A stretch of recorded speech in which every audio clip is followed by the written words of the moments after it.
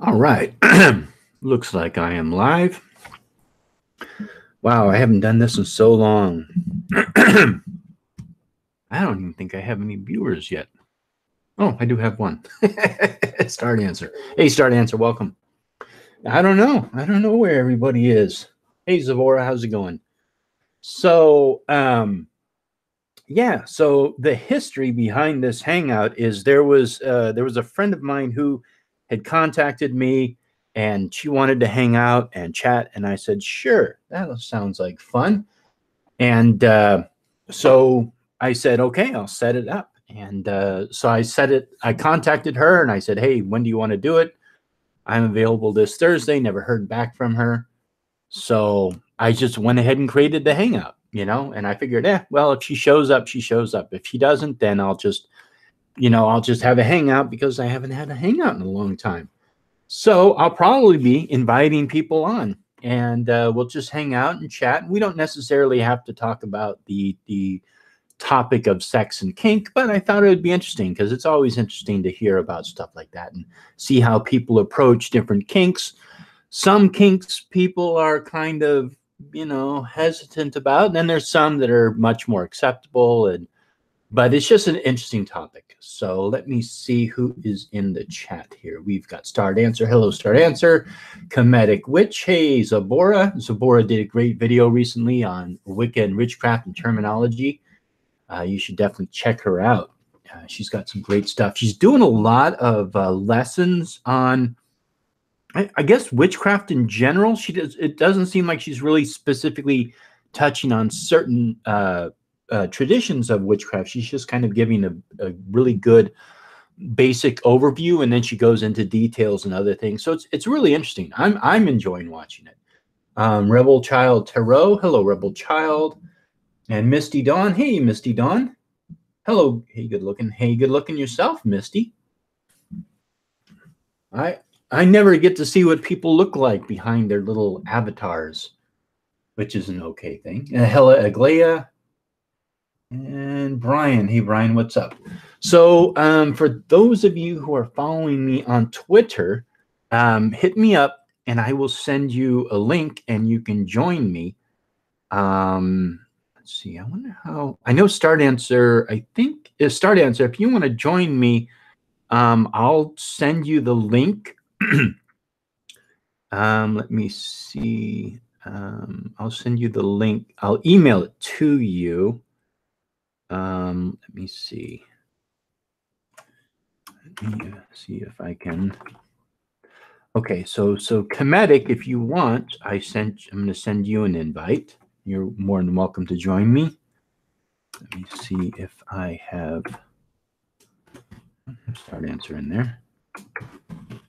Let's see. I'd like to get people in here who I haven't talked with before, who have been following me for a while. Let me see. Yeah, so Comedic, I'll send you an invite. I'll send you an invite via Facebook too, because I know we're friends on Facebook. You don't have to join, but if you want to, you're more than welcome. Let's see.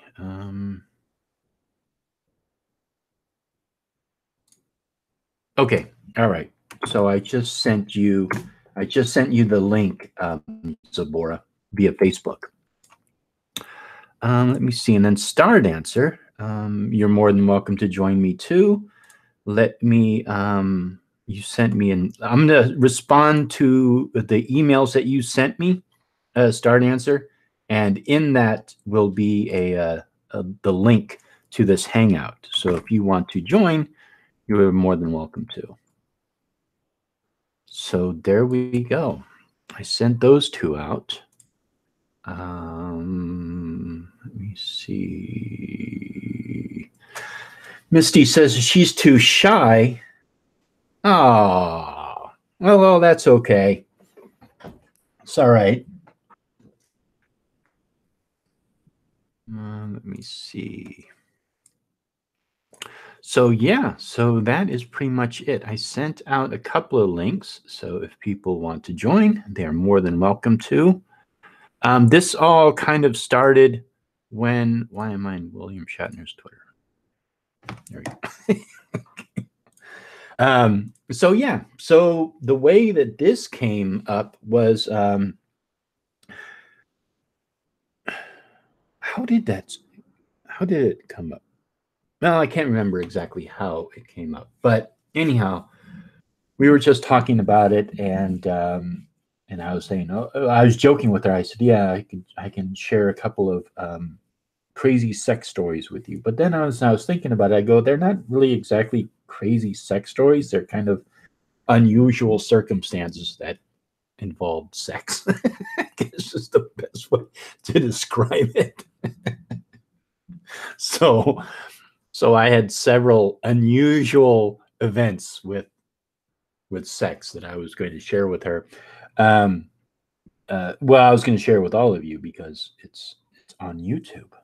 And it'll probably be flagged by YouTube and demonetized. So I probably won't even keep this up for very long. But yeah, there was one. Was I was invited to take place in an orgy, and I declined. But that was one of the craziest invites or events that I had surrounding sex. And another one was that I went out. Me and my friends, we went out, and we went to a show in San Francisco. I can't remember who we saw. If it was, I think it was Black Flag and the Meat Puppets at the On Broadway, which is right above the Fab Mab here in San Francisco. And was it that? I don't know. It was, anyhow, it was some punk show. But I think it was Black Flag and the Meat Puppets. But anyhow, so all of those nights to me were a blur back then. But we ended up hooking up with these girls somehow, and then we went back to their place in Walnut Creek or Concord or something. It's kind of like on the outskirts of the Bay Area. So we had to use, I guess I don't know, we got driven out there or something. But yeah, and I don't remember much about anything else that happened, but I do remember waking up to her going down on me. And that was, and then I just kind of woke up, and that was it. So, I mean, that is not all that exciting, not really all that crazy sex stories. Make your stream 21 and over. Yeah, really. Yeah, well, my YouTube channel should be that anyway, but I'm actually going to be trying to, I don't know, I'm going to try to conform to YouTube's rules and standards, and, try not to make things too crazy for them. So yeah, phone is dying. Oh, okay, no problem, Zabora. So, but Zabora's phone is dying, so she won't be able to join me. Let me see. I've got a new story. I've got a few stories, not a ton, but a couple. Yeah, exactly. Most people don't have like a ton of stories. Hey, how's it going, Star Dancer? Let me see. I don't hear you. Let me find out what's going on here. And Comedic joined. Okay, hey, Comedic. A ton, but a couple. Yeah, exactly. Most people don't have like a ton of stories. Hey, how's it going, Star Dancer? Can you hear me? I can, yeah, but I can hear your speaker in the background. I don't hear you. Hold on. Fine.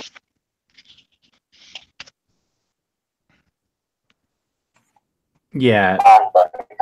Whenever you join a hangout, you're not the one running the hangout. You have to wear headphones, because otherwise we'll hear the background noise of the video playing, and you won't be able to hear us. So you'll have to get headphones. That's the best way to do it. Hey, Zabor, how's it going?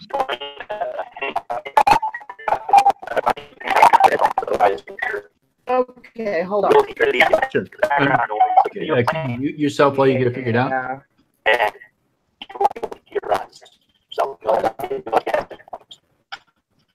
Okay.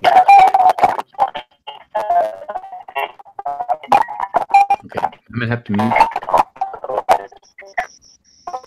Whoops, why wouldn't it let me mute?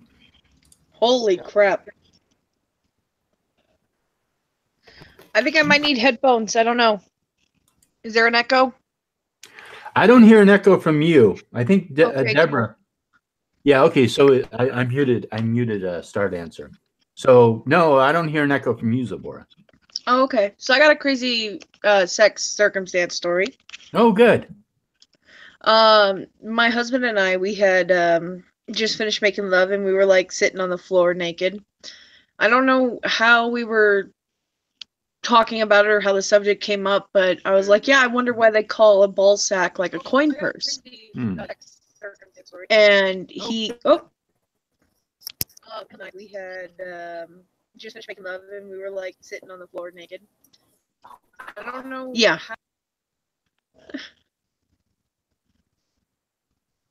Okay, go ahead. Oh, we were just sitting on the floor completely naked, and we were just talking, and somehow I was like, yeah, why do they call it a coin purse? And he stood up, I think, to go get a drink of water. And right then, I guess he had been sitting on like a quarter, because as he stood up, a quarter fell off of his ball sack. And I was like, that's why they call it a coin purse. Got it.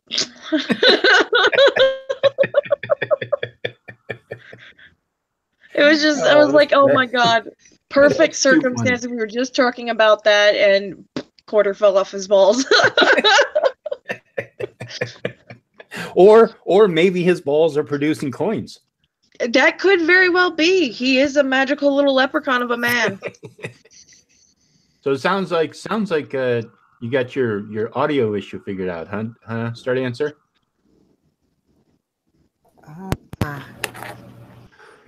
Hold on a minute. Okay. I don't hear you. We hear you. Maybe you're not up. Oh, there we go. You're not loud enough. That's what it was. Yeah. Do you have headphones? I don't have it in right now. I think the headphone was causing the problem. Oh, okay. All right. Well, whatever. I mean, we don't hear an echo from you now. And can you hear us?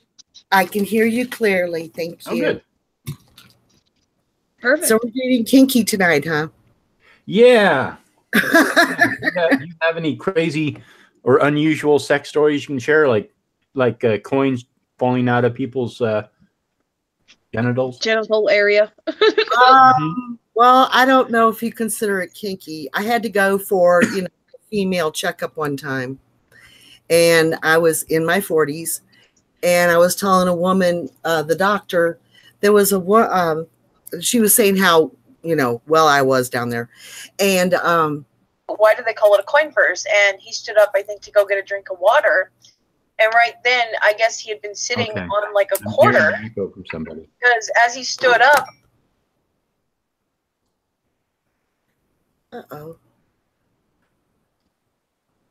You might, if you join a hangout, you probably still have his ball sack. And I was like, that's why they call it a coin purse. Got it. You probably have the video playing in the background. You have to silence that video.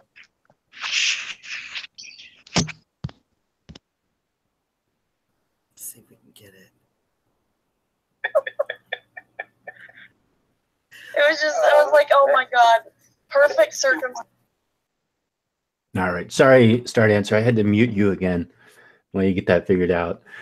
But yeah, Google Hangouts is weird because you have to have headphones, and if you have anything if you have anything playing on your speakers in the background, like music or other videos or whatever, the microphone of your computer will pick it up. So, and I'm hearing it again still. Oh, okay. I had to mute Zabora too. I'm sorry. I'm hoping. What are you hearing on my end? I'm sorry. I was hearing the video playing. Yeah. Okay, Let me now go check that. Let me go check that. Hold on. All right. Maybe- Okay. Oh, there we go. You're not loud enough. That's what So, anyhow, okay. So, Deborah, or how? I mean, how? What do you prefer to be called?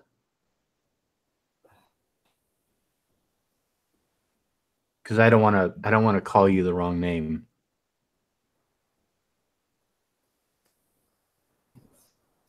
Okay. All right. I don't know what's going on.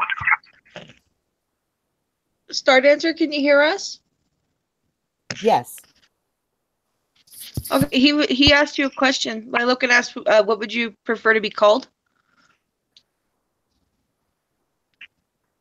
Uh-oh. Oh, still hearing you. I think she might be. I think she might be Still having problems. technical issues, technical difficulties. Them Illuminati demons. Yep, exactly. It's the Illuminati. They don't want us to. They don't want us to talk about sex and kink on YouTube. It's an Illuminati conspiracy. That's very true. Very Yes, true. exactly. Damn Illuminati. Always try to fuck with us because we like the Freemasons more.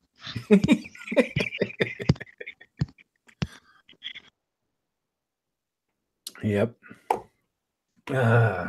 So yeah. So I mean, and then I was like thinking back to any other. I mean, any other unusual things that happened. And I don't know. I mean, none of them were really all that crazy. Those were the two that stuck out the most in my mind. That was pretty much, and I don't know. Neither one of those seemed really crazy. And I think people, I mean, people try, or maybe they kind of think up unusual things, but I think for the most part, you know, when it comes down to reality, I don't think many people get into unusual situations like, you know, have sex on trains or airplanes or whatever. Most people don't do that, you know. Not knocking Yeah, it. that's true. Like it's kind of like one of the propaganda against paganisms that we're all sexual deviants and Right. we all just want to like rape little children and shit. So I don't know. I'm pretty bland when it comes to my sex life. Like my favorite position is missionary. Mm-hmm. So yeah, I'm not much of a sexual deviant. I like to be spanked once in a while, but who doesn't? Mm-hmm. Ooh. Yeah, well, I don't know where that. I think that comes from the fact that, well, first of all, I think we're pretty much all in agreement here that pagans are not really hung up on sex, and so because we're not hung up on it, I think that kind of opens the door to just being able to just enjoy it for the fact of enjoying it, so we don't have to, you know. I don't know what people think that. I mean, it's the same thing with like homosexuality. They were concerned, like, if they allowed people to be openly gay, that somehow that it was going to lead to pedophilia or, you know, some other kind of deviant sexual activity, whatever that is. What are you doing? But it's Go into your settings. it's a myth, you know. I'm sorry. Did you say something? Start answer. Computer settings. Oh, Can you hear us? what here? Okay. Sounds like she's still working it out. So I don't know if you can hear me, Start Answer, but I'm going to mute you. So. Yeah, no, I agree with you. You know, like it doesn't really affect me and it's between two consenting adults, then I don't see an issue. And as for the argument like what an adult is, well, you have laws for that. Right. Here in Nevada, age of consent is 16. In other states like Oregon, it's 18. So I guess respect the law and respect the boundaries of individuals. That would be about the only hang-ups about sex that I have. Mm-hmm. Yeah. In general. Yeah. And it seems that I just lost my thought, but damn it, I had a thought, and then I saw somebody's comment, and it got I got derailed. But What Wolf happened? Paradox, yeah, Wolf Paradox was saying, being ace, I prefer pizza, cheese, or bacon to sex. So I don't know. I think a lot more people are beginning to understand what asexuality is, and the term ace is. But this was something that I had encountered when I got onto YouTube. I came across somebody's channel. I think it was I don't know who it was. I can't remember now. I don't know if it was the Gothic Alice or somebody else who was talking about asexuality, and I didn't understand what that was. And so I inquired more about it and found out what it is. It's just like people who just don't feel. Again, I'm not asexual, so if I'm wrong, please correct me. But they just don't really have like a physical desire for sex. They enjoy the company of people or being with people, but they don't really feel physically sexual with people. I think that's what it is. Again, if I'm incorrect, let me know. I think that's what it is. I had a friend that had Asperger's, and he identified as asexual. He had no interest in sexuality. He just enjoyed people, but he had no like sex drive almost. Mm-hmm. That's how he described it anyway. Mm-hmm. Yeah, and that's and I'd never encountered that, never heard of it, Talked with a lot of people who were everything from pansexual to, bisexual to having multiple partners and all this other stuff. And, BDSM and sadomasochism and all these other things, but I never heard of asexuality. So that was, it's always good to learn new things. Oh, she dropped off. Oh, I'm sorry, Star Dancer. So anyhow, damn Illuminati demons. Exactly. So that's a shame. Hopefully, maybe she'll figure it out at some point. It's frustrating when you don't know what's going on. You're trying to fix it and get everything synced up, but once you get it synced up and you can actually join Hangouts, it's exciting. But yeah, there's some things you have to kind of do to join Hangouts. Let me see. I really agree with that totally. We also don't have the urge to pair bond. Yeah. So Wolf Paradox is saying they also don't have the urge to pair bond. So yeah, I can understand that. So, yeah, and sex is not for everybody. But I think it's really interesting, like you mentioned, Zabor. It's like the Christians believe that somehow that we're like sexual deviants, right? And I don't even like to say the term sexual deviant, because there's things that people enjoy doing that other people might not enjoy doing. Like, let's, like, for example, bondage. Not everybody's into bondage, Not everybody's into, like a dom, dom submissive role, and some people take it to pretty far extremes, to the point of like there's almost like a master and slave, and hey, she's back. Yay, did it work?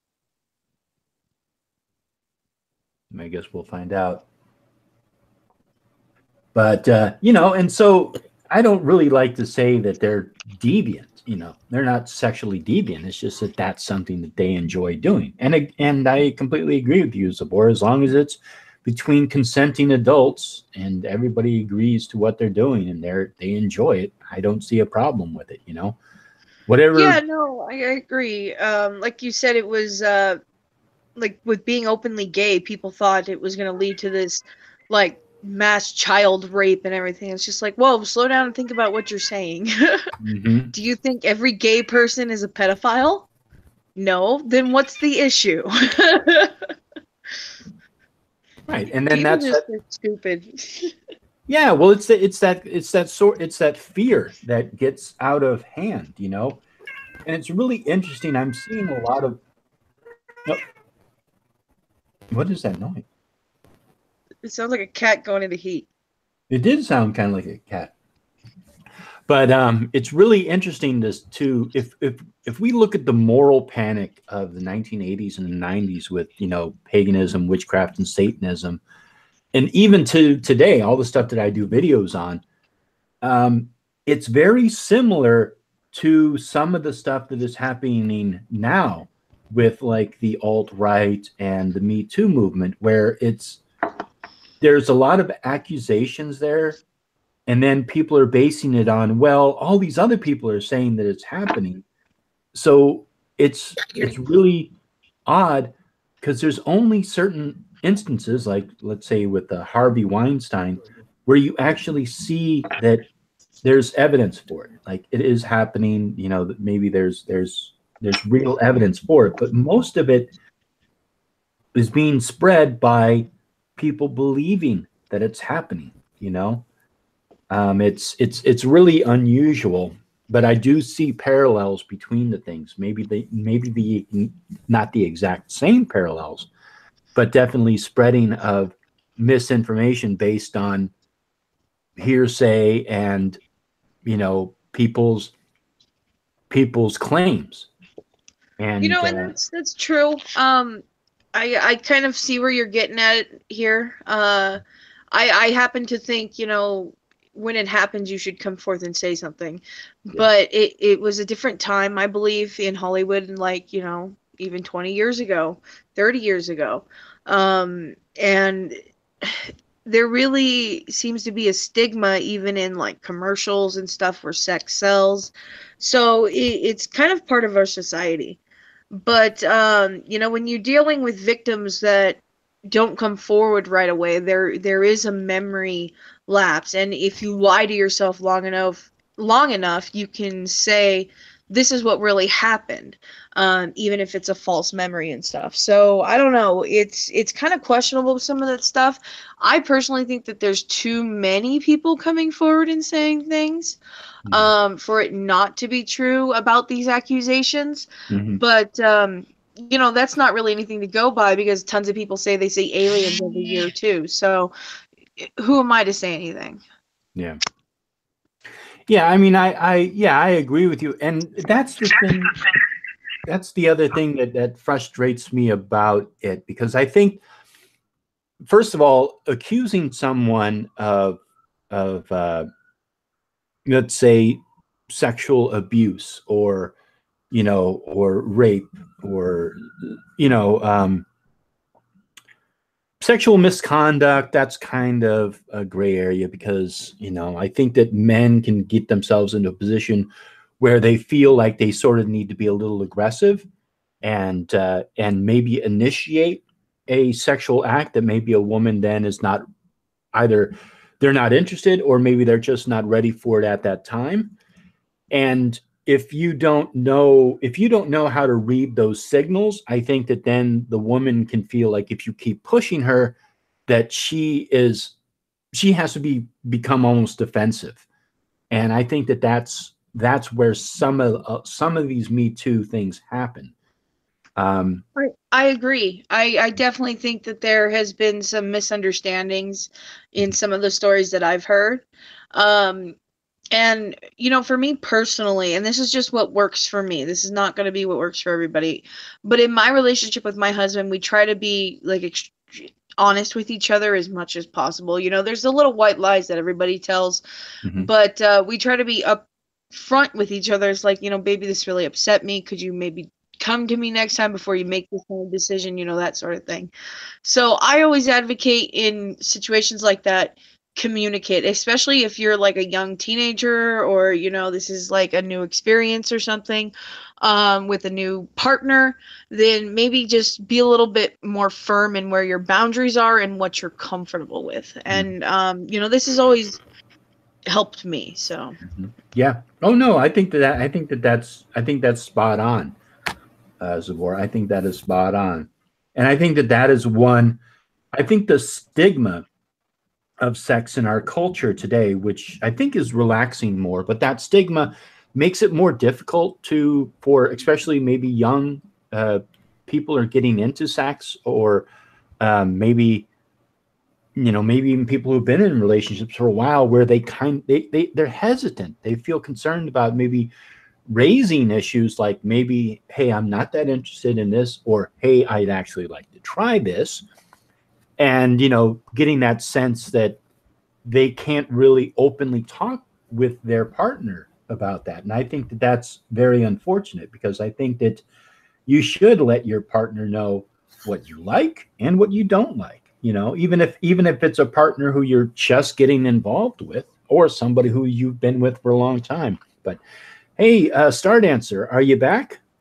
I'm hoping. Okay. Well, you sound good so far. Okay. I will eventually learn how to use these things. Yeah, exactly. I mean, I feel bad because I've been in your same position where, like, somebody invites me to a hangout and there's like a whole bunch of people in there, and I come in and I'm just like rattling and echoing, and they're like, okay, we're going to have to mute you. You feel bad. It happens to all of us. It happens to all of us. I've dropped out of so many chats, it's not even funny. I'm just extremely computer illiterate. Yeah, that's all right. So we're gonna back it up, Star Dancer. Do you have any unusual sex stories? Because you started sharing one thing and then we got cut off. Okay. Have you ever done anything with fruit cocktail? I'm gonna plead the fifth. No, I haven't. No, I've never done anything with It's a great way to get your vitamins. Yep. Yeah, I went to a gynecologist, and she noticed how well I was up there at the age of 40. And then we talked about the incident with the fruit cocktail, to where the cherry got a little too far. So, yeah, we had a problem. Okay. She found a cherry, is what you're telling us. It kind of got stuck. Oh my god. That's awesome. No. That's epic. That's an epic sex story. But so was it in there for a very long time before the doctor found it, or? No. Okay. No, I realized right away it was stuck. So the next day I went for a visit. Okay, good. I was worried about like a pickling situation.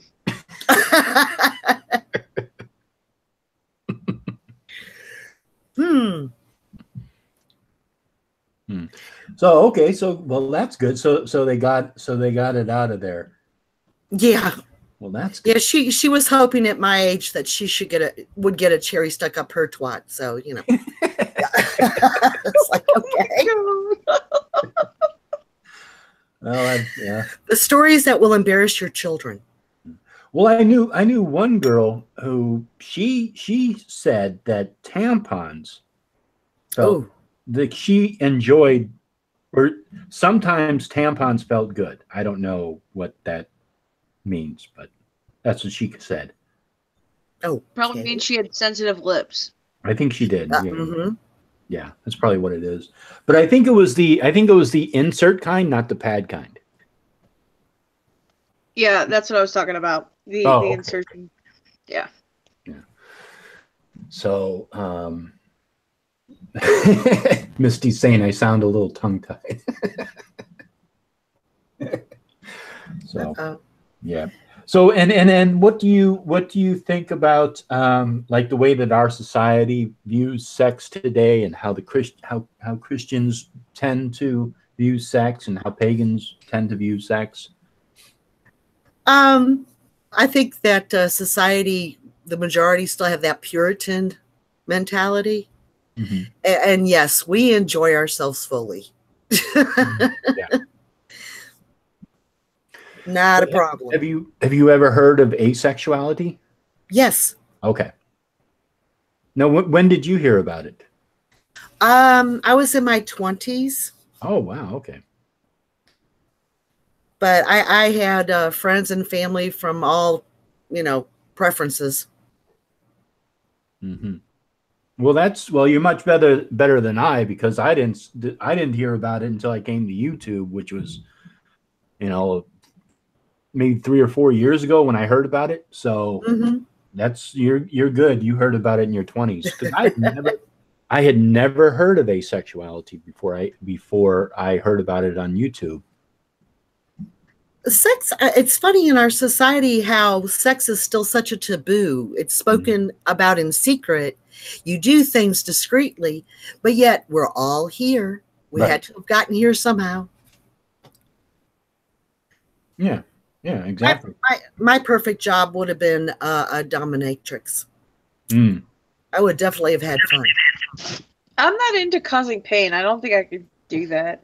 I mean, like, I cause a different type of pain. I can't do physical pain. But I can cause emotional trauma. There's various levels to dominatrix. And I knew one dominatrix. I know a couple of dominatrixes when I was younger, but one dominatrix, she had pretty high-end clients. I mean, she bought a house, she bought a car. I mean, she wasn't rich, but I mean, she was making a pretty good living at just being a dominatrix to clients. And they just gave her money, you know. And she probably enjoyed the blazes out of it. Yeah. And she was candid about it. She didn't say specifics, you know, who her clients were, but she was saying stuff like she never had sex with them. She never, you know, she didn't have to do anything that she didn't want to do.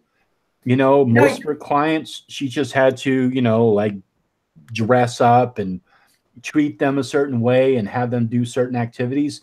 And that was it. She didn't have to do anything. And she got like thousands of dollars per hour. I know. Perfect job. Yeah, I had a friend with benefits that liked a little pain. So yeah. Yeah, but she didn't like torture them or oh no, you don't. And you have a safety word. Right. Yeah. I mean, she would whip them, make them eat out of dog bowls and, you know, lick her toes. Like yeah. Yeah. But she didn't have to do anything, any unusual sex activity or anything. And we were joking about how, you know, like there's, you know, if you're a streetwalker or a prostitute, you end up having to you do stuff that, you know, it's just quick gratification, you know, and they don't make as much money as a dominatrix. No. You know. No, and being a dominatrix, you're in complete control. Yep. Mm-hmm. Now, who wouldn't want to be that type of goddess? Mm-hmm. Yeah. Yeah. So it's really funny. It's like, you know, she never had to do anything that was too horrible or anything, and she made a lot of money at it. So I mean, yeah. So I mean, there's people who just have unusual sexual fetishes or kinks, I guess is the best way to describe it.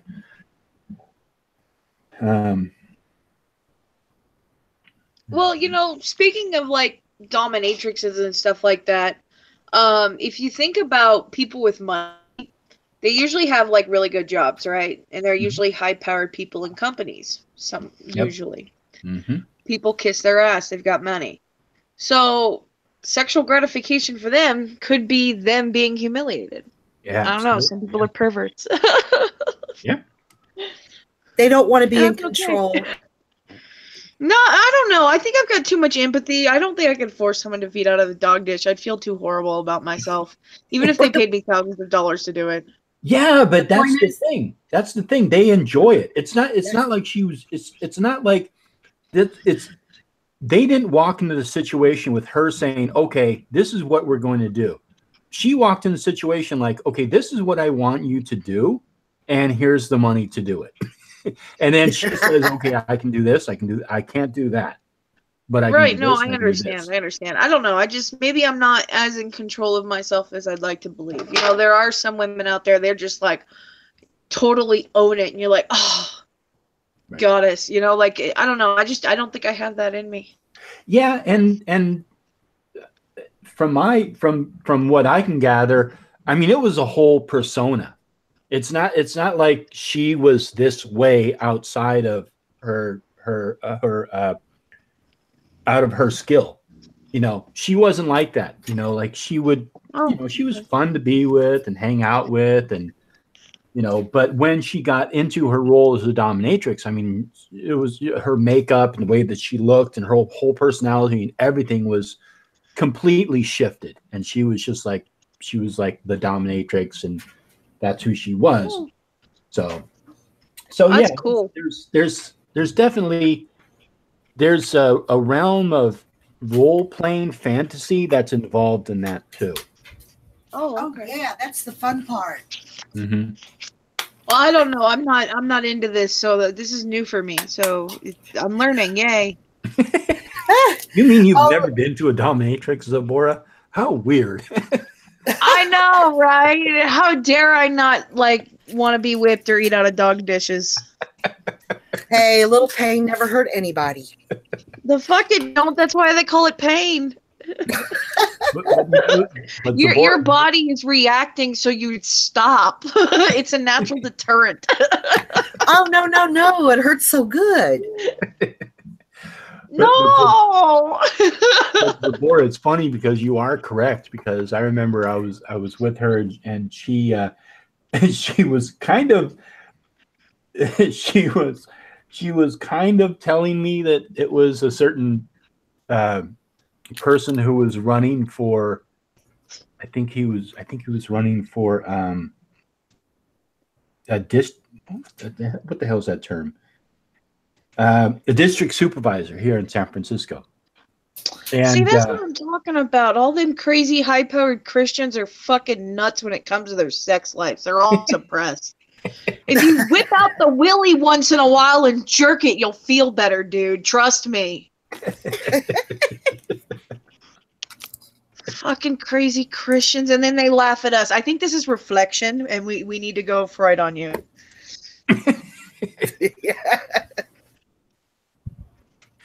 Yeah. So I mean, it's pretty funny. It's pretty funny. But yeah, I don't know why. It seems like, I don't know. I lost my train of thought with that particular thing. I'm trying to catch up on the chat here. Let me see. We got any crazy sex stories in the chat? Yeah. Well, Aramia, if I'm pronouncing that correctly, says, I am both a sadist and a masochist. That's interesting, because usually I thought it was kind of you were one or the other, but I guess you could go back and forth. Flavor of the day. Yeah. Hey, you give a little, get a little. You know, That's right. everything worked out. And I mean, there's different levels to it too. There's sort of playful kind of role-playing bondage type situation, and then there's more hardcore extreme role-playing, and dungeons and whips and leather and chains, and so Nipple clamps. Nipple clamps. Quite a wide spectrum. Bring out the scourge. Bring out the scourge. And I do think, me, green man, do me. And I think that's one of the reasons why some Christians kind of maybe think that witches are into some unusual sex activity, because they probably saw movies, like Alexander's Legend of the Witches, where everybody's naked and there's a scourge involved, and people are like, okay, what is this actually? And they kind of let their imagination run away with it. They're just too uptight. Yeah. Oh yeah, that's not what I think it is at all. I think that they are doing some freaky shit themselves, and like, hey, we're the good guys. God says we're the good guys. Could you imagine what them crazy Satanists are doing? They're out there fucking goats. Oh, God. I just want to eat out of the dog bowl and get whipped a little bit. These guys are actually like cutting the heads off and bathing in blood and then fucking each other. Hey, chasing after satyrs. they're like, oh, they must have to do some really weird stuff. God loves me and I'm crazy. I wonder what they're doing. Exactly. Yeah. Yeah, it's really funny. I'm having this back and forth with this person under one of my videos about that guy Greg Reed. Oh, Oh no. God. And He's so funny. and yeah, and this person keeps saying, well, but I know Greg Reed personally, and I really believe his story and all the stuff, because I said, because she asked me for, you know, how can I prove that he's lying? And I said, well, he doesn't have all these things. First of all, there was no police report filed. There was no autopsy report, you know, all these various things. And she responds, she says, well, I just believe his story. And I said, well, that's fine. But if you believe his story, but there's no other evidence to support it, I mean, it's proof right there that it's more than likely a false memory. And he probably believes what happened to him, but it's, you know, either he made it up or it's a false memory. I mean, if this did happen, why didn't he, you know, all these things, why didn't he file a police report and everything? I mean, if I ever come onto YouTube and make a claim that I was involved in a murder, I would be arrested. I mean, I would have to go to the police. I don't think you can just make a claim like that on YouTube. Like if you were involved in a serious crime and get away with it. Right. You know what I mean? And a lot of people believe these stories. I mean, it's easier to deceive somebody than to convince them they've been deceived. Yeah. Mm-hmm. I don't know. I don't think he actually believes his story. You know, Bill Schnoebelen straight up admitted that he knows what he's saying is bullshit, and he's doing it as a persona. So did Alex Jones. So I think these guys, they're not as crazy as they're portraying to be. It's just that people in general who believe certain things about God and stuff like that, they believe in conspiracies and they mistrust the government. You know, like that just sets up a perfect kind of little cash cow of we're helping to fight the demons and we're performing these exorcisms via Skype and stuff. I think these guys are in total control. I don't think that they're false memorifying themselves. I don't know. Like they can be. That is a thing. So I don't know. It's hard to say. Yeah. Well, the reason. I'm sorry. Were you going to say something, Deborah? I think some of it's a power play. Depending on who it is, I think it's a power play. Mm-hmm. What do you mean by a power play, though? Take Jones. He's got the masses behind him. Mm-hmm. So whatever he says, he can sway them to whichever direction he wants them to believe in. Mm-hmm. I see what you're saying. Right. Mm-hmm. Yeah, because from my understanding of it, like, for example, the testimony of children at like McMartin, and then there's testimony of people who claim, like Michelle remembers, these false memories that people have. They would see a therapist about something that's going on in their life, and then therapists would say, well, maybe there was some kind of abuse or some reason why you're repressing these things, or some reason why this anxiety is coming up, or this depression, or whatever it is. And then they would begin to build a story. They would, not that they would push this onto the people, but the people themselves would begin to sort of build this story. And it's not like it happens in 1 or 2 sessions. It happens over a while. And then they begin to actually believe the stuff that they remember actually happened. And that's something that they didn't discover that this was bad therapy until what, like the later 90s, when a lot of this moral panic sort of reached its peak. Right. But I think people like definitely Bill Schnoebelen, I think it's an act, no, he's just bullshitting. Nobody's lived the life that Bill Schnoebelen claims to have lived. You know, He's a character. There's so much bullshit. You know, it's like 99% bullshit, 1% truth. But people like Greg Reed, I don't know. I don't know if he's just outright lying to people, or if he actually is convinced that what happened to him actually happened. You know, I don't really. For me, sometimes when I'm listening to him and I look at his mannerism and his body language, and you know, I can read him and sort of say, okay, he knows that's a lie, or he knows there's something untruthful about that. And then there's other times when I look at him and I read his body language, and I'm like, is he convinced that happened, or does he think that that's not true? Because it's hard to tell. Well, it could be that he's told the lie so often it just comes a little more naturally to him. Mm-hmm. You know, I've noticed that he kind of sticks with the same story, whereas Bill Schnoebelen just adds a little bit at the end of each of his. It just keeps getting bigger and bigger, like his credentials and stuff. Like all of a sudden he just became a doctor recently, you know, and then all of a sudden he's just initiated in the OTO, which is very new. He hasn't claimed that before. So What? Maybe, I don't know, maybe he's just into the OTO.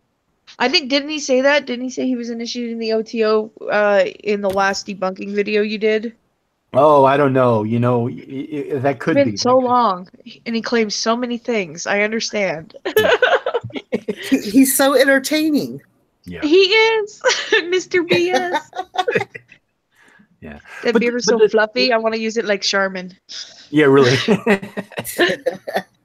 But one of the things that disturbs me is that, like, people like Greg Reed and Bill Schnoebelen and some of these other people who've claimed that these things have happened but have never been verified to have happened. None of this has ever, you know, stood up in court or actually been proven to be actual, like some satanic cult running around doing all this stuff. But what happens is that other people who maybe have a life that's not all that exciting, you know, maybe they don't have that many friends or whatever, and they get, you know, maybe they one day decide to get saved or become a Christian or whatever, and hear these stories, and suddenly they start making up stories. And it's like, so they're I don't want to say indoctrinating, but it's sort of like that. They're sort of indoctrinating other people into this false SRA bullshit that is spreading. So, you know, that's the dangerous aspect of it. Oh, I agree. I think that could definitely be an element of it. Because he seems like he was kind of like the not cool kid. Yeah. And then maybe he just figured out he could make a bunch of money at it, like Mr. BS did. So I don't know. It could very well be that he's just doing it for attention too. Mm-hmm. So I don't know. It's interesting thoughts on another dumbass Christian. Oh, excuse me. Am I gonna get you demonetized? I don't know. Yeah, I agree with you, Zabor, but what I was pointing out is how other people are now kind of jumping on the same bandwagon. You know, like there's some other people who claim that these things happen, so it's becoming like a, you know, almost like the thing to do around some of these Christian evangelical chat rooms is to declare yourself a victim of SRA or generational Satanism or whatever. And it's, I mean, to me, as an outsider looking in, it's frightening. It's like, why would somebody want to claim that? You know, it just doesn't make any sense. No idea. I don't know. Maybe because everybody else is doing it. Yeah. People like to emulate other people, and maybe because they see these people talking on YouTube, therefore it must be real, because they're on their TV or whatever. Yeah, I don't know. America as a whole, like people in general are smart, but when you get them in groups, you get that mob mentality, and it just kind of like brings the intelligence down a little bit. Yeah. So you get one charismatic speaker, like, you know, what happened in World War II with Germany. And then shit gets out of hand. Mm-hmm. And then you just got this big old thing you got to deal with. Yeah.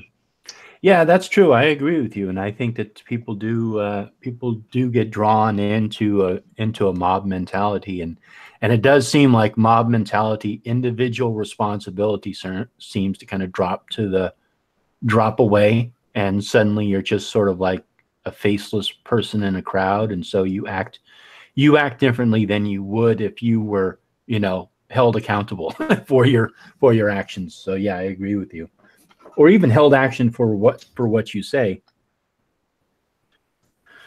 So yeah, it's Well, you all also, I mean, like, you went online and you tried to find his police records and all that stuff, and you asked him for it, and he refused to answer. So, I mean, like, you've already established the guy's pretty much a fucking liar.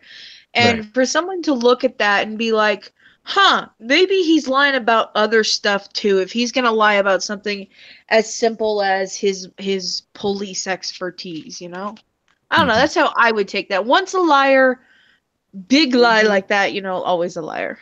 Right. And you're right. I mean, I haven't verified any of that. I mean, this is my opinion. I believe that he probably was at some point back in like the early 90s or late 80s. I'm sure he probably was drawn into to become or not become to be an expert on occult crimes.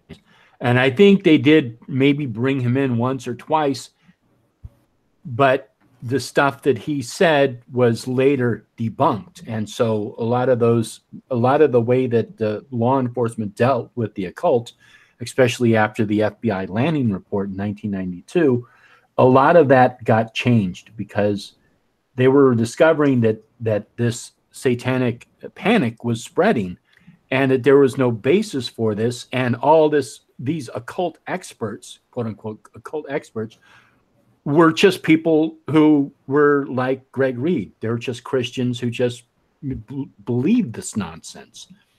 So I'm sure he probably did get called in for one or two occult crimes, but he never had. I don't think he does it anymore, and I don't believe he had any credentials. I don't think he had any training or any credentials or anything to be a quote unquote occult expert. That's the way I see it, What's frightening though is people spreading these lies can cause a lot of damage for those who are not Christians. Yeah. I mean, to where your life can be threatened, your whole livelihood threatened.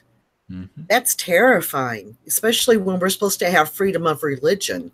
And for them to be passing around such lies and rumors about what we're about, then you have people wanting to like blow up your house or, shoot you or whatever, Yep. I mean, it can go that far.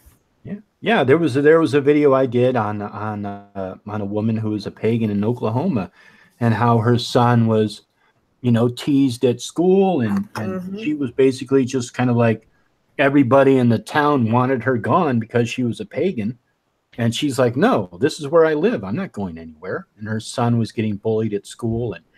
And then there's people who have lost jobs because, somebody was concerned because they're a pagan or a witch. There was a lady who lost her job at TSA.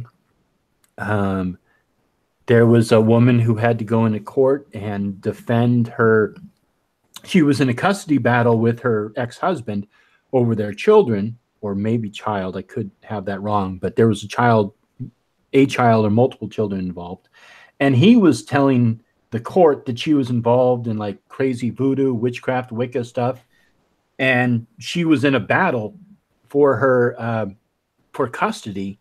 And it came down to that decision. I can't remember if the court was in her favor or not, but I do remember that court case. So there is evidence of people suffering consequences because people are frightened of pagans or witches, or believe that they're doing something evil, or maybe sacrificing children or animals or whatever. So yeah, you are correct. It does happen. There's evidence for it. I think the thing that, like, I don't know, just change topic here. Sorry. Damn it. Damn it, I know. How dare I? I do agree with you. You know, there is evidence of people losing their jobs and stuff just for being witches, but it's just like, it just reminded me of this story. Like, I was talking to this girl. She said she didn't believe in magic, and all this other stuff, and then she proceeded to tell me how her mother was cursed, and it's like, so which is it? Yeah, really.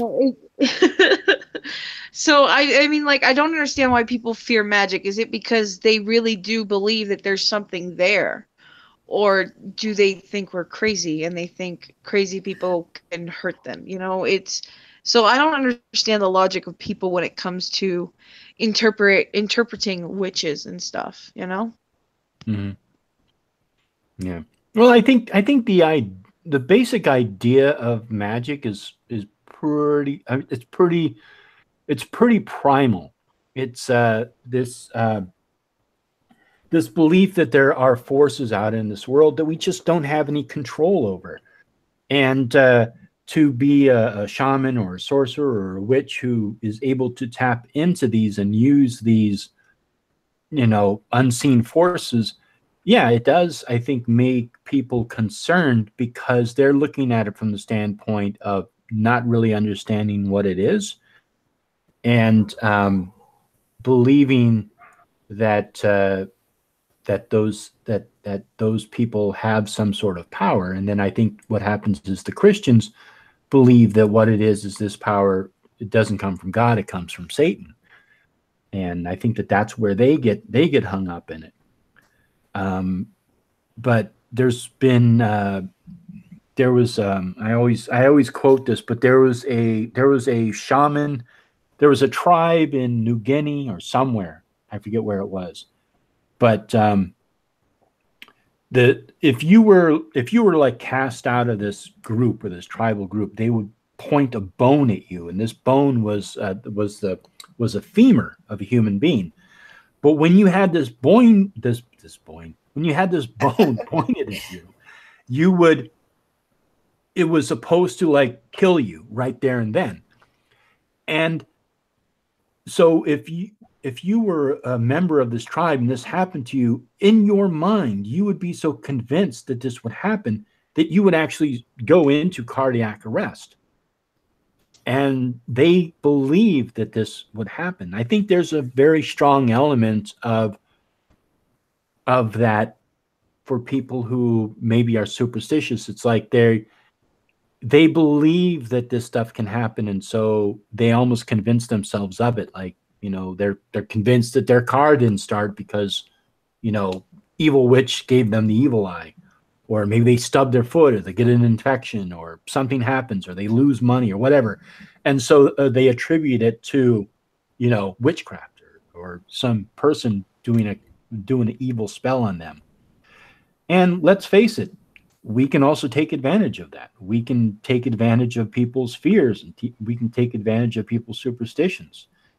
And we can play off of that. And there's a very strong element of being able to fuck with somebody simply because of what nonsense they believe in. You know what I'm saying? Yes. Yeah. That's true. And then stupid.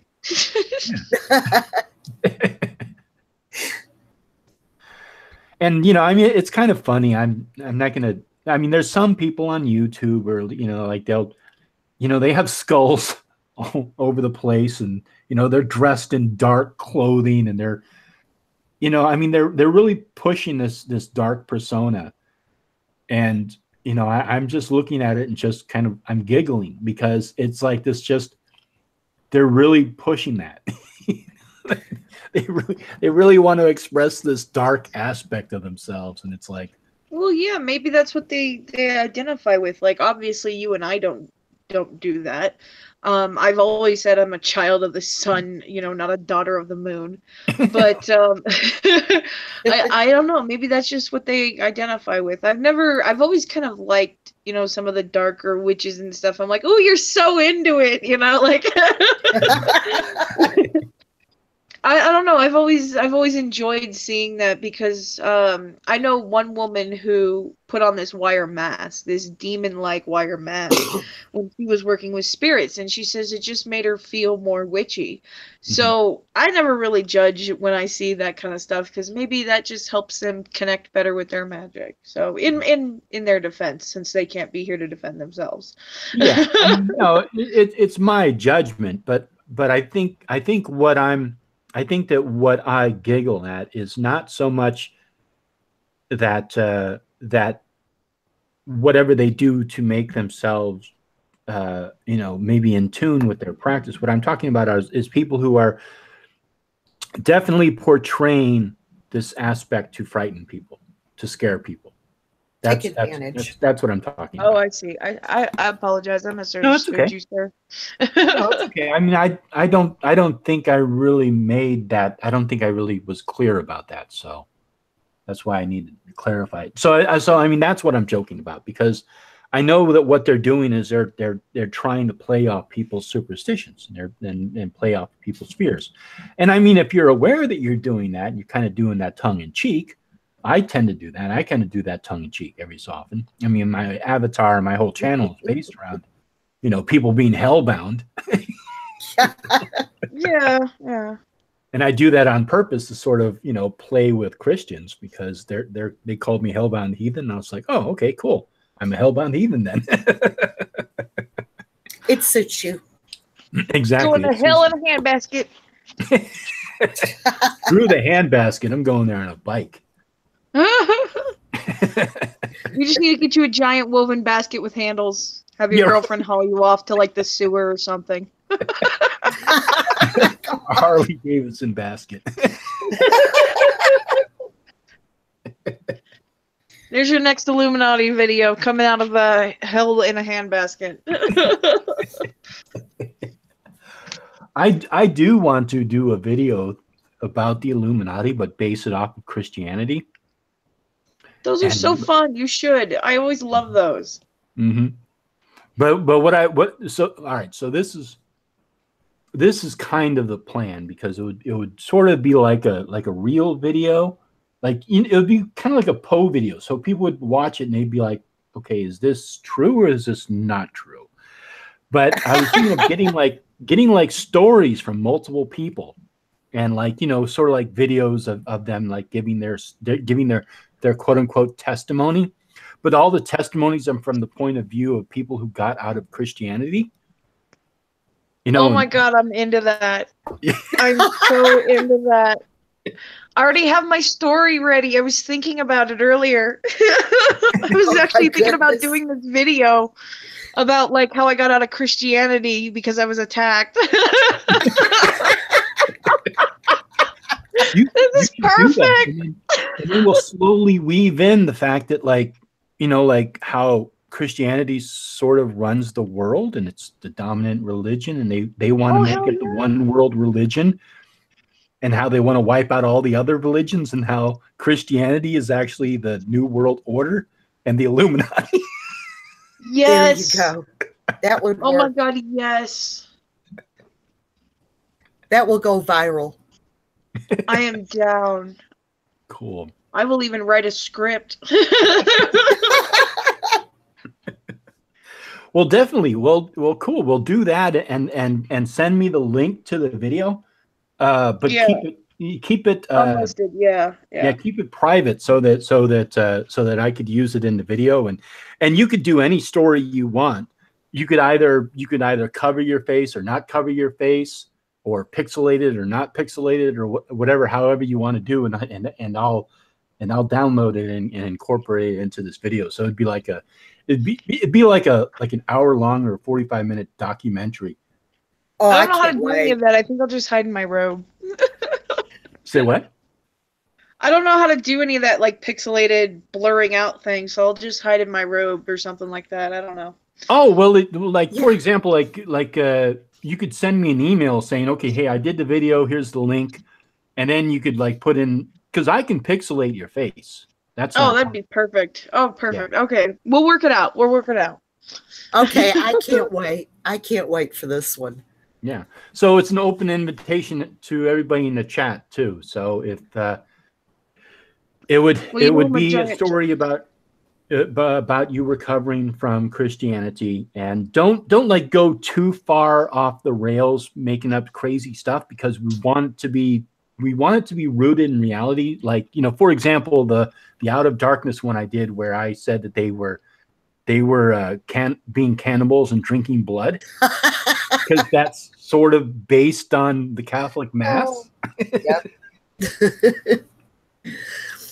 So something like that we could definitely do. No, fuck that. I'm gonna go full on demon attack. Okay. and if you want to go full on, I'm gonna troll the shit out of this.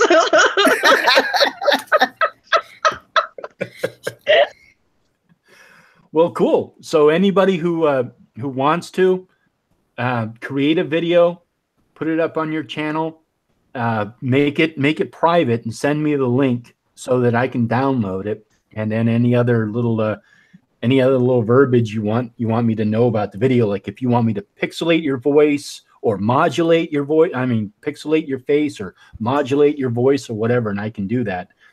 And make it probably about, you know, maybe 5 to 10 minutes.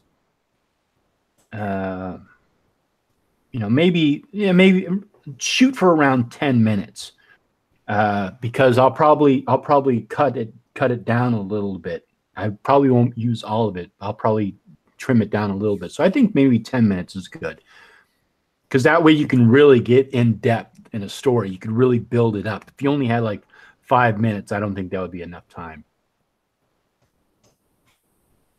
So yeah, that'll be fun. This is gonna be epic.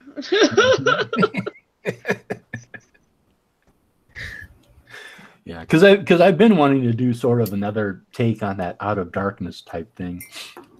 I just watched that last night, by the way. Oh, you did? I loved it. I loved it. I love your videos. Thank you. Yeah, there was I put in a couple of little Easter eggs that I don't know if everybody caught, but like I was wearing boxers. Yes, I noticed that. Oh, you noticed that? Okay. Yes, I did.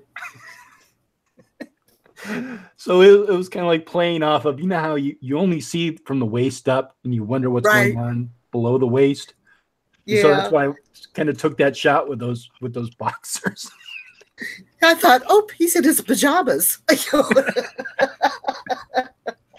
And they were red boxers. I don't wear pants. Yeah. I come home, the door gets shut, bra comes off, pants come off, and I'm golden. Comfy. Yep, I'm in fuck leg prisons. Or if you're like Star Dancer, you know, the panties come off and the fruit cocktail goes on.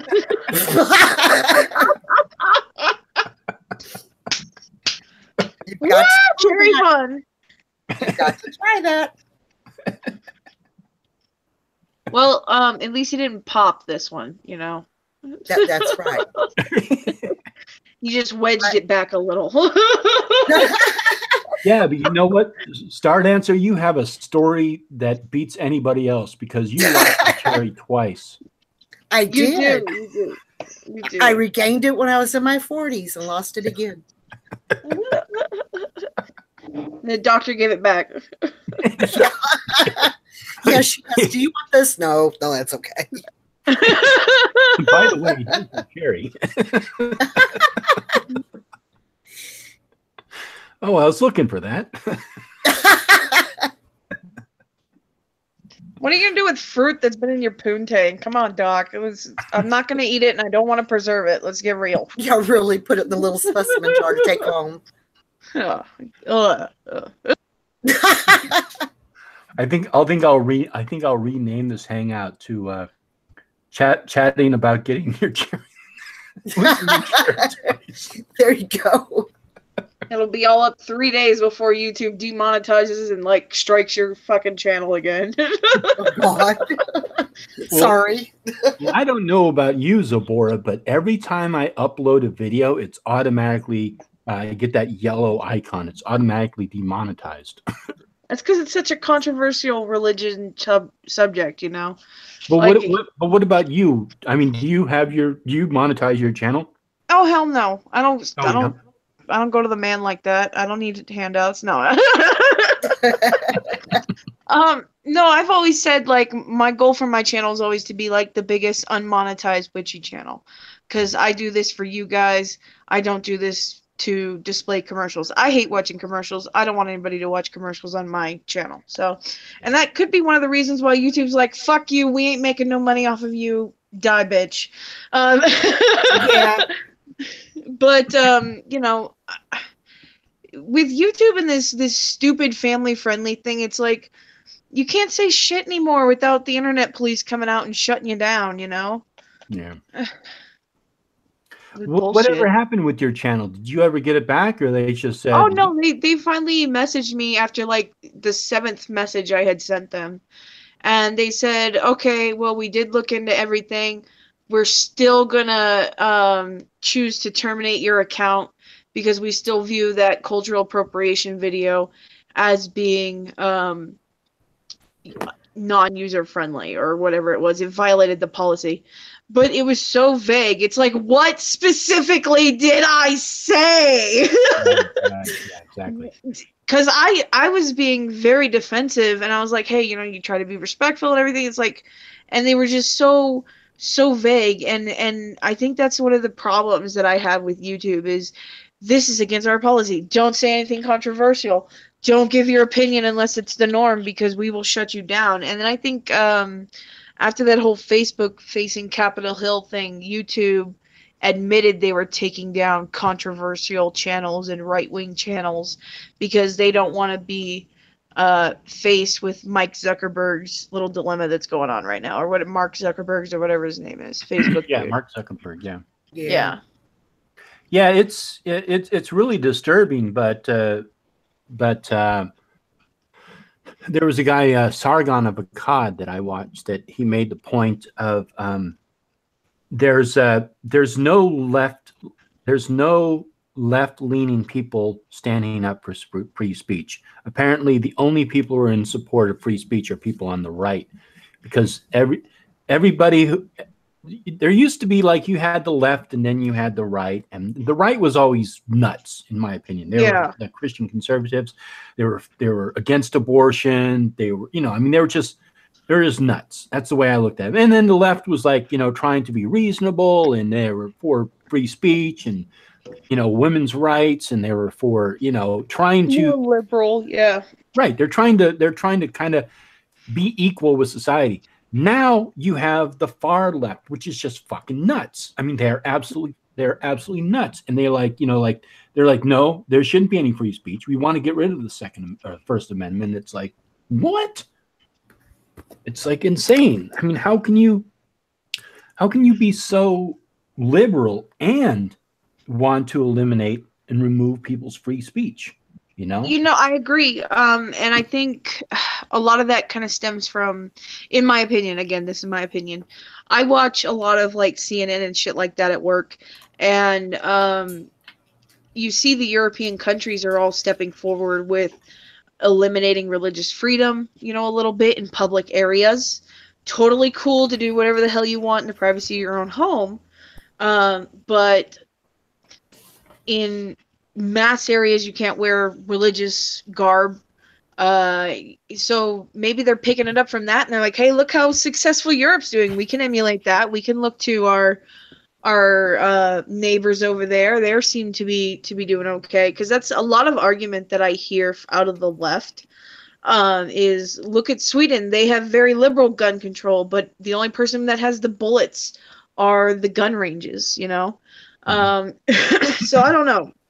Maybe it's the media feeding into this idea that you can be liberal and eliminate certain ideas, which is terrible. I've always been free speech. I've always been like, haha, look at the crazy guy, haha. Let him speak, because he's just going to dig his own grave. Mm-hmm. Yeah. So yeah, I don't know. It is terrible that, no, like, I agree with you that it's terrible the left is so fucking batshit right now. Yeah. Because I mean, it's a shame, because I think that, okay, so let's, like, for example, there are people who are just they just have some crazy ideas. Like they want to create an ethno state and all this stuff. It's like, we won't know what they actually believe or what they actually think until they actually open up their mouth and share it. And then you can say, okay, that guy's a fucking idiot. You know, that guy, he wants to create some kind of a white ethno state. Don't listen to him. He's an idiot. So it's so much easier to do that when you can actually say yes, because they said this at such and such a date or whatever. That's what they actually believe. But if they don't have the opportunity to speak it or to say it, you can just sort of, you can say that, but then people will see like, well, what do you mean? You know, what did he say? When did he say it? Oh, well, this is just what I've heard. You can't really, you can't really verify and back it up and say, yeah, this guy's a fucking, you know, idiot. You know, I think that you should be, if people have ideas or whatever, allow them to share, because then we know who's, you know, who's in, we know who the whack jobs are, and who we should actually listen to. You know? Yeah, we know who the whack jobs are. You're like, oh yeah, you go really powerful speaker, and then he's like, kill all the Jews, and you're like, oh, okay, maybe no, let's not do that. You know, I fully endorse this person. Kill all the Jews. And second thought, I don't. You know what? Yeah, I Mr. Hitler, I'd like to leave now. But you know, that's so much control over Twitter, YouTube, Facebook. It's like you can not accept friends, you can delete friends, you can mute friends. I mean, there's just so much control you have over whatever you find. I'm sure there's people who've been listening to us tonight who are offended by something that one of us said and probably left the chat. That's their freedom. They can do that. You know, they don't have to sit here and listen to us. I agree. If George Washington was here right now, he would beat the shit out of you if you told him you needed a safe spot. You know, like he would chomp your ass with his wooden teeth. But you know, it became. He didn't have wooden teeth, right? Yeah. I also know he did lie. Exactly. It's just in my, you know, I think this stems from like a radical push back against, you know, bullying, because there was so many bullying going on that there was like a mass teen suicide and stuff, and the cyberbullying and all that became aware. So you had this mass push back, and we're just starting to correct it, you know, because the right wings, they were not always wackadoodles, as Lilokin puts it. Mm-hmm. The founder of the Republican Party, that was Abraham Lincoln, and he wanted to free the slaves. He's like, this is ridiculous. These are people. We can't keep treating them like this. And there was political reasons and, you know, money reasons and stuff like that too. But they weren't always, you know, Christian nut jobs. Well, maybe they were. I don't know. Yeah, well, you know, I agree with you, Zabor. I think it has changed a great deal. But what I'm saying is, you know, when I was younger, when I was in my 20s and my 30s, I just tended to agree with a lot of left views than I did with the right views. That's what I'm saying. So like, you know, the right in my mind was, you know, against abortion, you know, against gay rights, against gay marriage, you know, against legalization of drugs, all these things that I was for. You know, I was for abortion. I was for gay rights. I was for gay marriage. I was for the legalization of all drugs and just tax the shit out of that. You know, so there was a lot of things that my politics I associated with the left. But now I look at some of these far left, and I'm talking about the far left because I still think there's a lot of left people who are relatively sane. But the far left, I like people, they're just fucking insane. It's like a lot of the stuff that they want to do. It's like McCarthyism. It's like you actually want to create an Orwellian world where people can be arrested and convicted for thought crime. That's what you're saying. That's what you're actually pushing for, you know? I don't think people stop to think exactly what it is that they're trying to get at, or the consequences of their actions. Everything's like a right now situation with a lot of the millennials and things like that. With our new generations, everything's right now. I'll worry about the consequences later, which is horrible. But you know, people don't put a lot of thought into this. I don't know.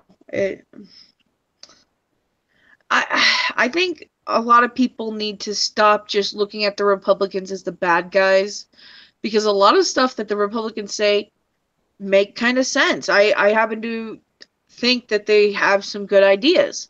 I think most of their ideas are fucking nuts, but a good third of them are plausible, good things I agree with. I happen to be more on the left scale than I am on the right scale, but I'm an American. There's stuff I'm very liberal. There's stuff I'm very conservative on. So I don't know. Right. Exactly. And yeah, exactly. That's a very good point, Sabora, because I think most of us are that way. Most of us have a different opinion upon different things based upon our own opinion, our own morals. And I think that some of those would be considered left-leaning or considered right-leaning. You know, so yeah, I agree with you. I mean, I find myself in that same position. So I'm like, there's a lot of things on the left that I'm for, but there's things on the right that I'm for, you know. Like, I think that there should be a certain level of gun control, but I don't think we should outlaw all guns, you know. And I think we should legalize drugs, all of them. And, you know, all these various things that would be considered to be, well, maybe not legalizing drugs would be considered on the right. But there are, you know, there's elements of both. Taxing the shit out of them is very right.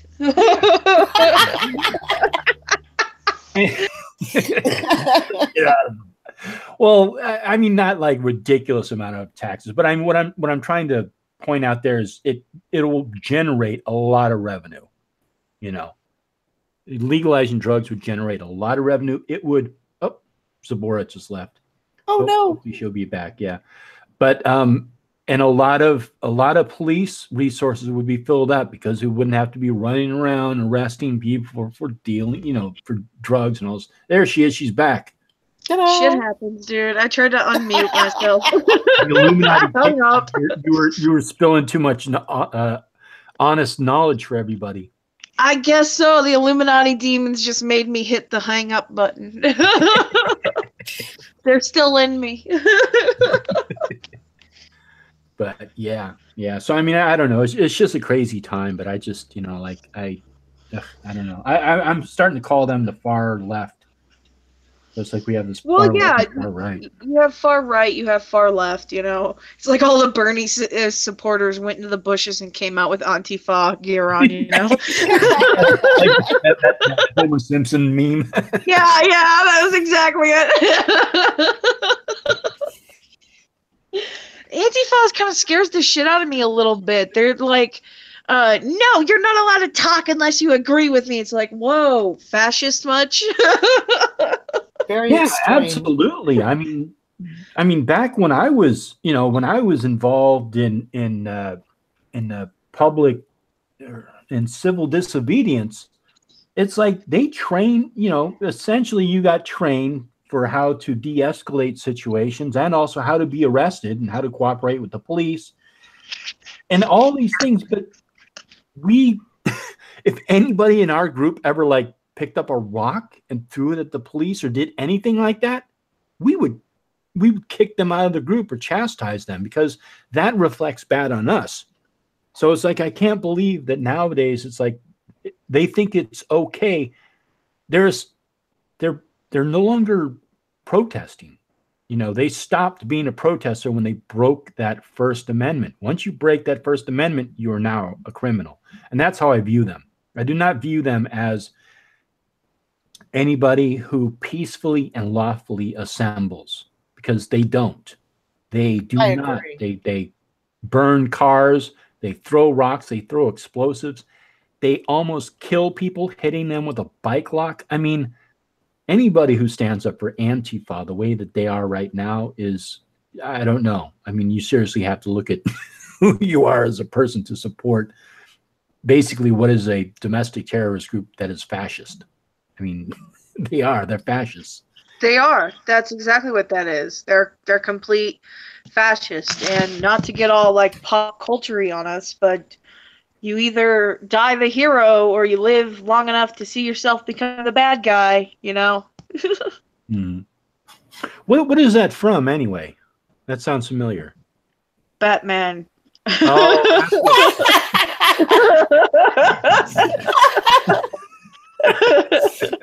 My type of woman. Damn right. You've seen my Marvel shirts? Oh. She's a Marvel gal, not a DC gal.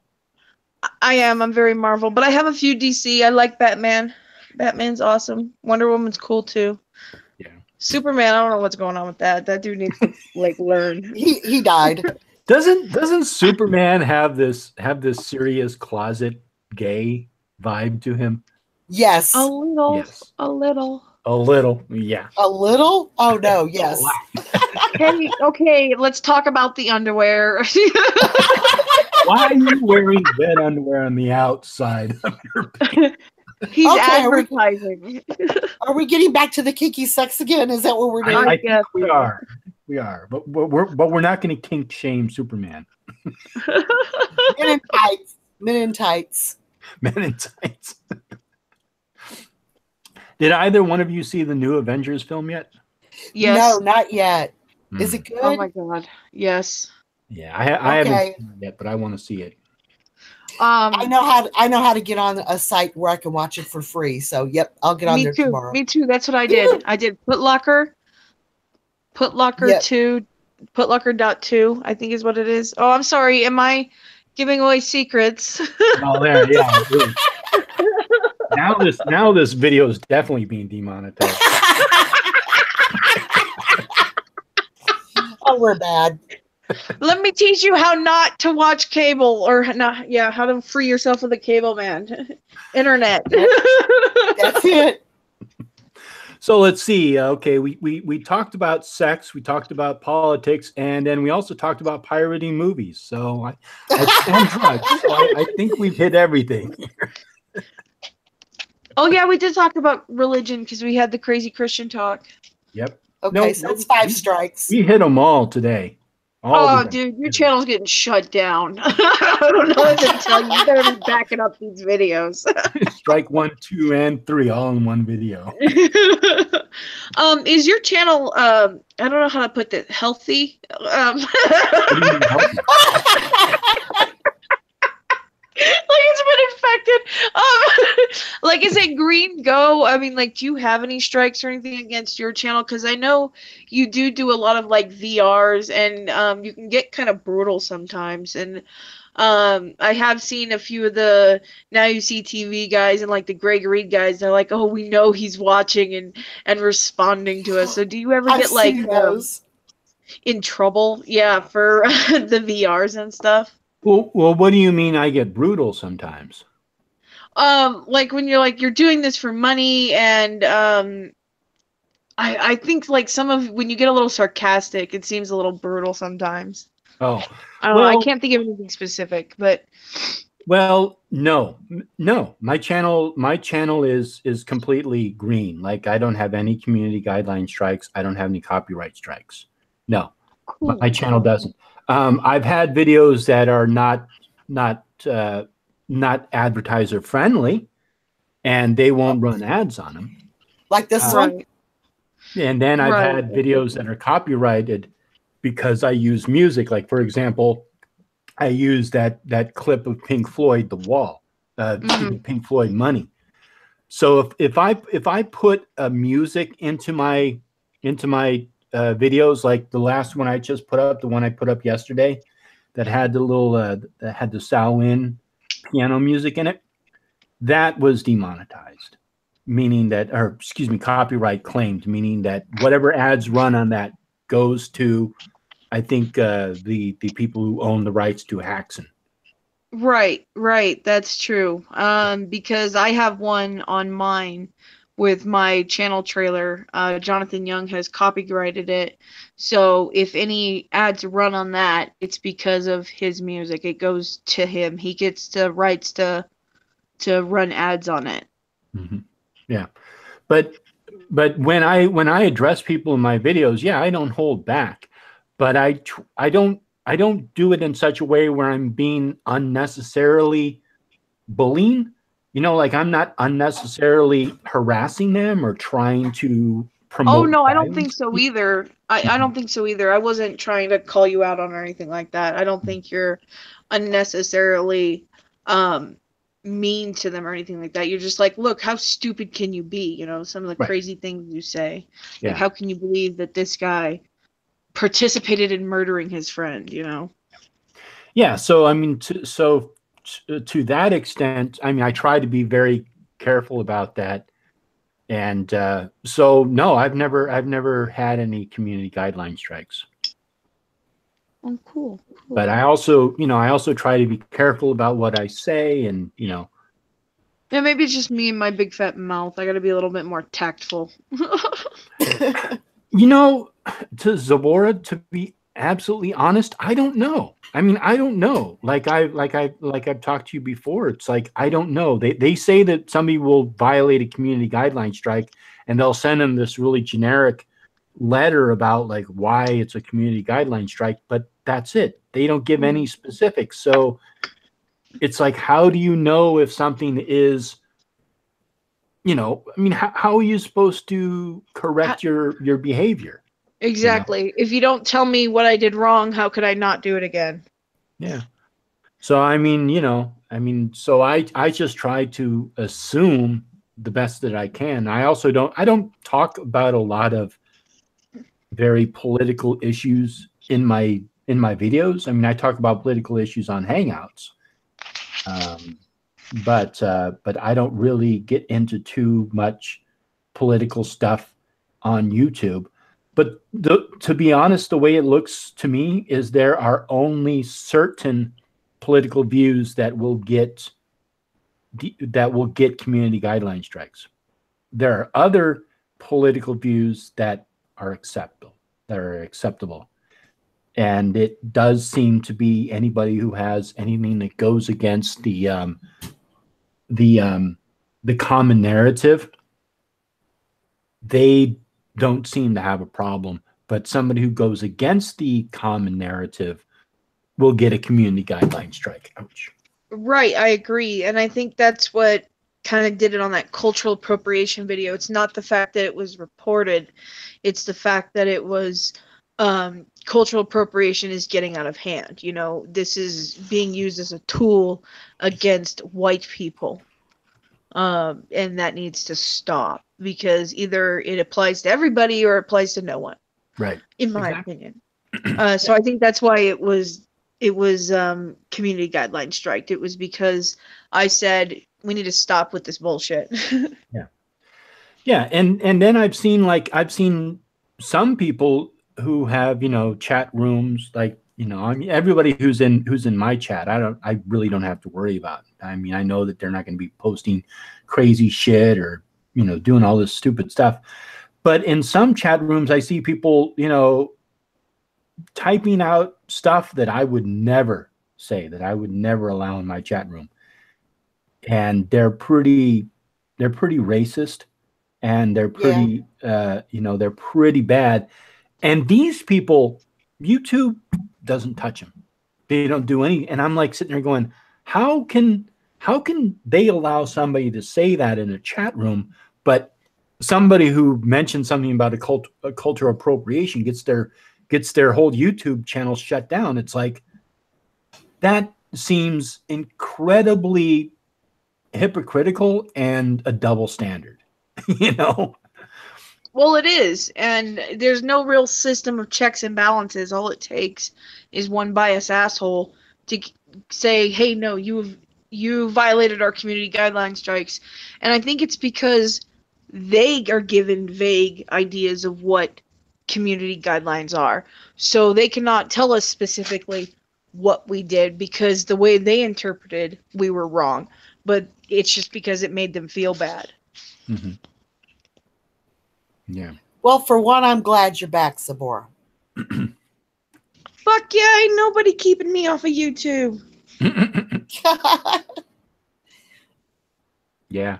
I am a queen, and you will bow before me. Oh. Are you sure you're not a dominatrix? She is goddess. Right. I only play one on YouTube. But not to put you on the spot, Star Dancer, but do you watch Sabora's channel? Yes, I do. Yeah, she has some great videos, especially talking about like your educational series is great. Thank you. Yeah, I love getting everyone's spin and everyone's take on their knowledge. mm-hmm. I like that. Yeah. Everyone's Yeah, definitely. That's one of the great things about YouTube is you can really get so many different perspectives on like one issue. You know? Oh yeah. Yeah. Since I have you here, Liloken, I actually had a question. Uh-oh. I didn't do it. I know. Hate to put you on the spot and all, but I don't even know if you can answer this. But the Wiccan Read is just and ye harm none, do what you will. The poem shit was like later, right? Yeah. So okay, so it's kind of a funny story, but like Doreen Valiente for a while was sort of claimed to have been the one who sort of wrote up the read, made it sort of kind of a rhymey and more old timey, which is true because I did the original one, which is do whatever you want as long as it doesn't harm anyone. That's essentially what it was, and then it was kind of like reduced down to those 8 words. Right, that's what I thought it was. It was Doreen Valiente, and then it became expanded on later on. Right. And was she? Yeah, and so then later on there was what was her name? There was a magazine called The Green Egg, and that's where that poem first appeared, and it was written by I want to say a lady Gwyneth Thompson. I could be mistaken about that. But it appeared in a Green Egg magazine, I think back in the late 70s, early 80s, maybe. So I'll research this information. I mean, I'm not like I have to spend a whole bunch of time researching, but I'll double check these facts and get back to you, Sabora. But yeah, I wanted it. Sorry, I wanted it for maybe like a little bit of a correction. I saw a video where someone had been talking about the read, and I was thinking about maybe doing a jumping off point where like, hey, it's not actually a poem like you said. It's actually just these 8 words. But I just wanted to make sure my information was correct. Yeah. So thank you for telling me. Yeah, yeah. So that poem was so the person who expanded on this poem, and so everybody attributed that to her, the lady in the Green Egg magazine. But it was actually Doreen Valiente who turned it into those 8 words. But the poem was beautiful. I mean, it kind of added to it, but she didn't write down the read. The read has its roots in the fictional character King Pasal that Gerald Gardner put in his book The Meaning of Witchcraft. Oh, I thought it was based a little off of Crowley with love is the law, do what love is the law, or the whole of the law, and all that stuff. I can't even think of the quote. Right. Yeah, but if you talk with somebody who's in the OTO about what that means, that will is your true will. So agape and thelema, those words are like that love is not like like the love you would have for someone. It's this sort of love you would have for it's kind of it's like a very deific love or a encompassing love. It's like an accepting love. It's like how you would love a child. It's not how you would love something. It's like that's a part of you, and that's why you love that child, because it is a part of you. That's what that sort of thelema love means. And then the will part is your true person, your true destiny, who you are. Like every man and woman is a star in that sense.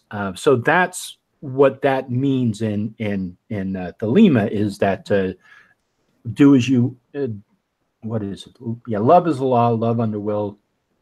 I can't say it all, but that whole thing is a thelemic saying. It's like you can't like do half of it like most people do, and it harm none, you know, do as you will, or was it right. do as thou wilt? That part, that is not the whole thing. You know, you have to put in the love part too. But that type of will is completely different from what Gardner was talking about. And Gardner was really talking about magic. And I think that this is something that I failed to really relay in when I was talking about the Wiccan Read, is that relates to magic. It's not like your everyday activities. You know, it relates to magic. Like if you're going to perform magic for someone, how does it harm them? Does it harm you? Does it harm anyone? You know, that's what you really have to understand. So you can do whatever you want with magic as long as it doesn't harm anyone. And then, of course, obviously then you get the moral, okay, what is harm? You know, like if you cast a love spell, is that harming someone? If you heal somebody who's going to hurt somebody later on, you know. So, I mean, there's all kinds of ethics, and you can really get yourself all bunched up in a knot over that if you want to. But it's just a basic guideline of just understand that what you do in the world is going to have an effect upon other people. And maybe what you want to do is make that change occur, but with the least amount of impact upon other people. You know, for everyone's highest good. Yeah, exactly. Right. Exactly. Yeah. What is your higher? Yeah. Yeah.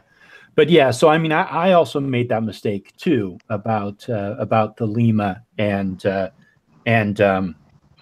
Gardner's Read, and somebody who's in Thelema actually corrected me on that and said, no, that's not Aleister Crowley. And then they gave me the whole spiel on it. And I was like, oh, oops, I fucked up. Okay, yeah. Well, I mean, like, I'm not too much into the OTO or Thelema or anything like that, just because, you know, I kind of got my own thing going on. But I didn't know that. I thought that was totally a connection that they had made. So No, I'm learning. Yeah, it's if you look at the how Thelema looks at will in that thing, and then you look at how Wiccans look at will in the Read, those are two completely separate things. One is the true innermost divine person you can be, and then the other one, which is the Gardener's form of the Read, is actually doing whatever you want as long as you don't harm anybody. It doesn't have to do with, like, you know, becoming your true self or your higher self or your, you know, or your true nature, you know. So, for example, like, let's say that you're a server in a restaurant, you know, and that's just what you do, you know, but that's how you make money and everything. And then on your days off, you're like doodling with paint brushes and you make fucking fantastic artwork. And that's what you really enjoy doing. That's what you want to do. That's who you truly are, is creating that artwork. But you're living and surviving as a server in a restaurant.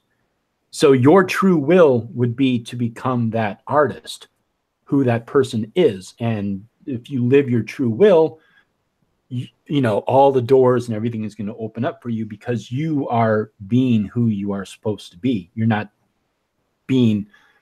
just existing to you know, to survive. You're not being who you are not being. I don't know if I explained that well enough. So in other words, you're wanting to be your authentic self. Yeah, exactly. You want to be your true self. You want to, what makes you happy, what makes you, your passion. Yeah. And whatever that is. I mean, like, if you're going to be a fucking asshole, be a fucking asshole. I mean, be the best one. Don't goof don't around. Hold back. Asshole. I mean, be a fucking asshole. That is who you really want to be. Well, that's cool. I'm learning. Yeah. Actually, that does kind of make sense, because I don't know, I've been weird. I've been looking into Scientology and shit, just because I wanted to find out what crazy shit they were saying about the aliens and whatnot. Mm-hmm. And something came up about L. Ron Hubbard learning from this guy who was like really into the OTO, and I kind of did notice that there was some like almost witchcrafty type elements Was it in Jack Scientology. Parsons? I'm sorry, what? Was it Jack Parsons? I think it was. Yeah. Mm-hmm. I think that was the name, was Jack Parsons. Mm-hmm. But I was like, oh my God, that's so cool. You know, like, maybe I should check out Scientology. Oh, Lord. Just be like busting in there and be like, tell me about Xenu. Well, I want to be a Satanist. Yeah, I don't know all the details, and I haven't really looked into it that well. But yeah, from my understanding, I know that Scientology just was sort of kind of like as a joke invented, and that actually became a religion. But I do believe it does have roots. I don't know if it does have exactly roots in the OTO or Thelema. I know that Jack Parsons was a member of the OTO. But I don't believe that Jack Parsons had any influence in Scientology.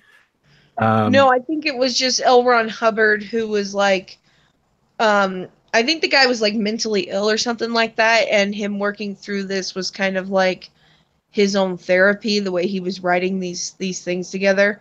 But I think he was just really intrigued by some of the stuff that Jack had said, and it kind of made an impression on him. So that's kind of like carried over, because they're just kind of light elements about energy and things like that. Like maybe it's just my own personal beliefs influencing the information I'm receiving. So I don't know. Yeah. Yeah. So, but I mean, yeah, you are correct. I mean, Scientology was pretty much invented. I mean, L. Ron Hubbard, I mean, he was a science fiction writer. So, you know, yeah. So, I mean, it is pretty funny when you think about it. But yeah, it was kind of just created. But I mean, I've read Crowley and some things by Thelema, and there's a lot of stuff that I can see. It's, you know, it's good information. I think it's valuable. But then there's a lot of other stuff that I don't exactly agree with. So the way I look at it is, it's like the way I look at Aleister Crowley. There's a lot of, he was an artist. He was a really prolific writer. He was very intelligent. He had a very Freudian coarse look at life and humanity and the interaction of human beings. He was a decent person, but there was also characteristics of him that I don't agree with. You know, there's a lot of aspects of who he was that probably our personalities, like if we ever met in real life, we wouldn't have agreed on. So there's a lot of elements that I just don't agree with about Crowley, but there's a lot of stuff in there that I think is good. He was kind of a trolling asshole, so. Huh? What? He was kind of a trolling asshole. Yeah. Yeah, and I think he was more of a troll than an asshole. I mean, he just, yeah, exactly. He knew how to sort of, you know, weed out the people who were just superstitious idiots, you know. And one of the ways he did that was the way that he wrote, you know. So, anyhow, we got 5 minutes left because I want to see Gotham at 8. Ooh. Oh, we don't even talk about that show in this house. That's how fanboy we are with Batman. Wow. you and your husband are completely anti-Batman, huh? No, we love Batman. That show is a monstrosity. Oh, you don't like it? Why? No, horrible. Horrible. It's not about Batman. It's about Jim Gordon. And the characters that are being introduced are introduced wrong. The origin stories have all been changed. And I don't know. I'm just not. I got 3 episodes in and went, I'm done, and like never watched it again. yours like wash your hands the whole thing. That's it. I'm out. Penguin was waddling, and I'm like, I'm done. I'm fucking done.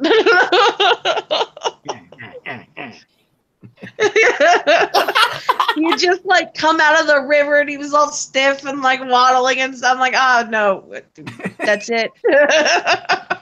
I hit my limit. Yeah, well, I mean, I enjoy it. I think it's good. That's cool. That's cool. Yeah. But yeah, I gotta go anyway. Yeah. I gotta go make dinner. I made ham last night, so now I gotta make rice so we can have leftover ham with rice. Ham and rice. Sounds Ooh. good. All right. Delicious, Well, delicious. I'm gonna try to get into doing this more. I think I'll have another hangout this Saturday, but yeah, this was fun. So thanks for joining, Zabora, and thank you so much for joining us, Star Dancer. Sorry about the Thank you. Oh, I'll figure it out. earlier. Eventually, I will figure it out. It's just time and trial. Just time and trial, girl. All right. Well, thank you all for joining us, and please go and check out Zabora's channel. She's got a lot of great stuff on there. Star Dancer, you don't make videos, right? You're No, not at this time. I have severe social anxiety, so I'm slowly working through it. Roger. Woohoo! No worries.